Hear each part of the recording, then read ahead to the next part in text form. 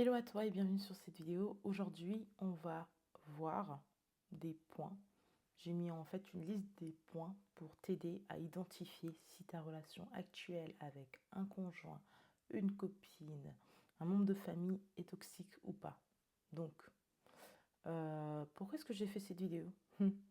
Parce que je me suis rendu compte que moi-même, j'ai été victime de ce type de relation. Je ne vais pas rentrer dans les détails du pourquoi, du comment, mais je vais vraiment te partager des tips, des choses que j'ai pu constater et que j'ai pu vivre. Et je te laisse vraiment le temps de pouvoir décortiquer ça dans ta propre vie avant ma prochaine vidéo. Donc, voici les points que j'ai pu relever par rapport à la relation que j'avais avec cette personne. Alors, cette relation était souvent pesante sur le mental.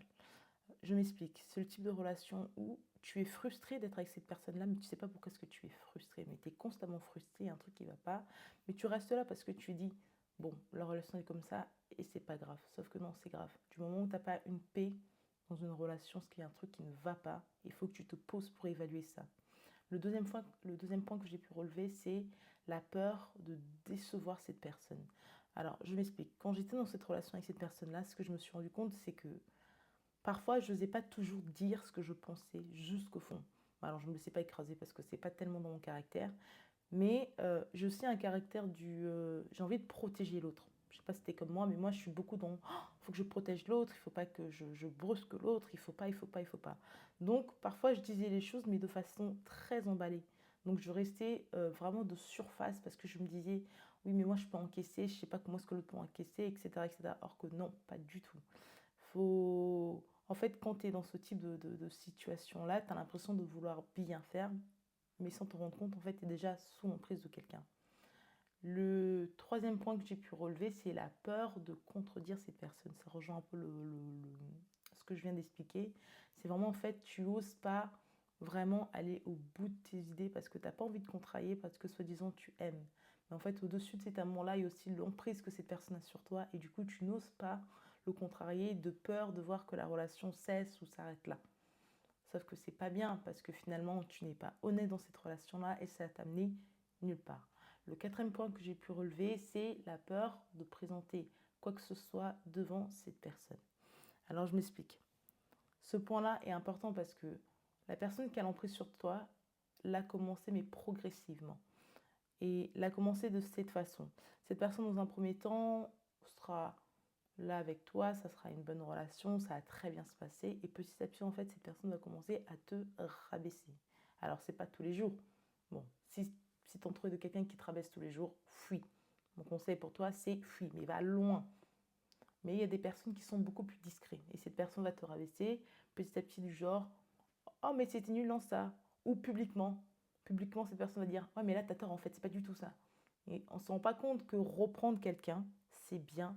Mais en fait, il faut connaître les contextes dans lesquels reprendre quelqu'un. Parce que reprendre quelqu'un devant une foule, c'est juste tout simplement le rabaisser.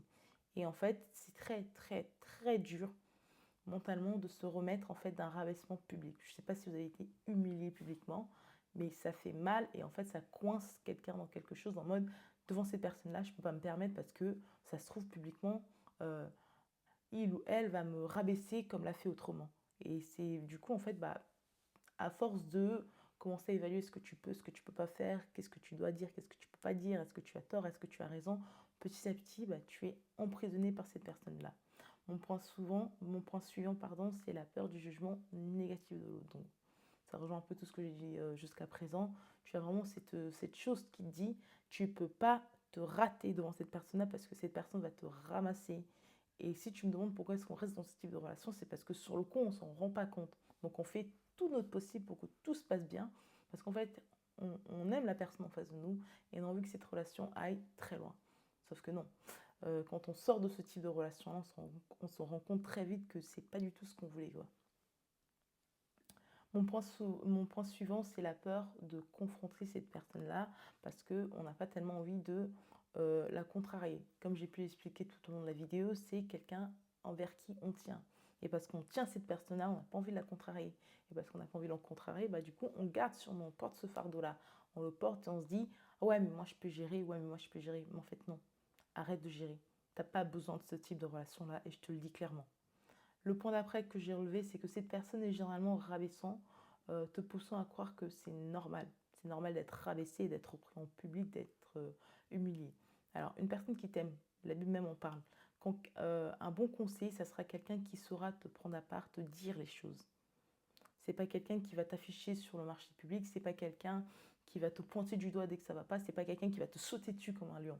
Je dis pas qu'il faut pas reprendre les gens dans un cadre public, mais il y a des formes à adapter, il y a des façons à faire. Tu peux pas sauter sur les gens comme si de rien n'était en mode moi je connais tout, moi je sais tout, moi je lui montrer que. Parce qu'en fait, finalement, toi tu montres cette personne en question montre sa supériorité par rapport à toi et c'est vraiment compliqué de.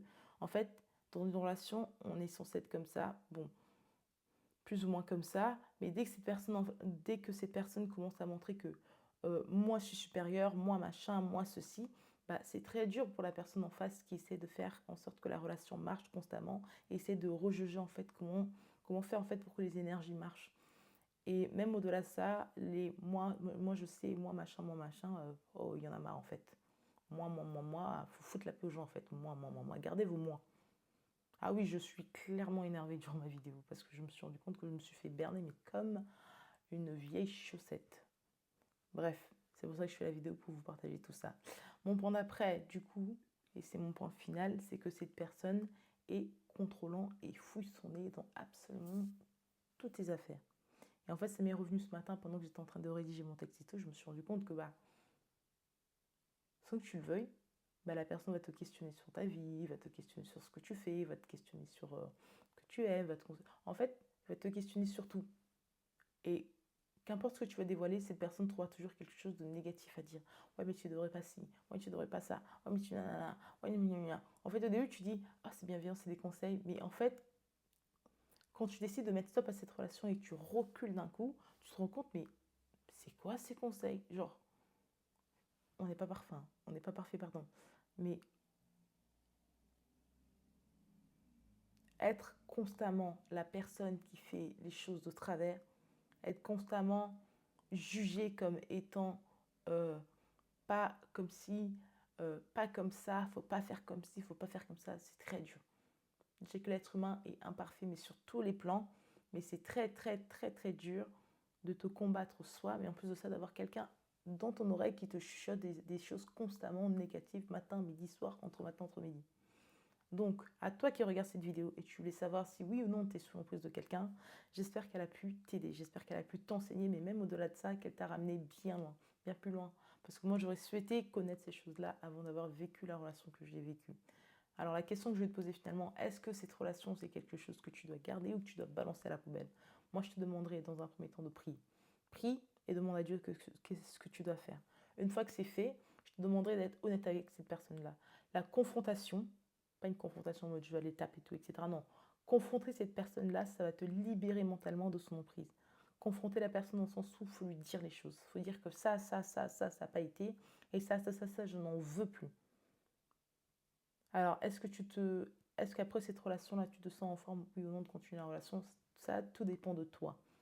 Mais en ayant identifié toutes ces choses-là, en ayant confronté la personne, déjà, après ça, tu sauras ce qu'il faut faire de cette relation-là.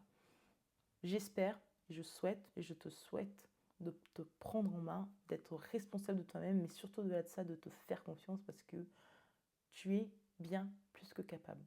On se retrouve dans une prochaine vidéo pour que je parle du coup des raisons pourquoi est-ce qu'on tombe sous l'emprise de quelqu'un. Et enfin, je vais aussi faire une vidéo sur comment guérir de ça, même si j'ai un peu introduit la thématique. Je vous dis à très bientôt pour une prochaine vidéo.